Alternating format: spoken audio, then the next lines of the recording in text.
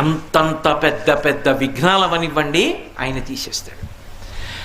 అది ఎంత పెద్ద విఘ్నం కానివ్వండి, ఆయనని తలుచుకుంటే మాత్రం ఇంకా విఘ్నం నిలబడదు, ఆ విఘ్నాన్ని తీస్తాడు. అందుకే ఒక్కొక్క దేవాలయంలో 2 విఘ్నేశ్వరులు ఉంటారు, 2 వినాయకమూర్తులు ఉంటాయి.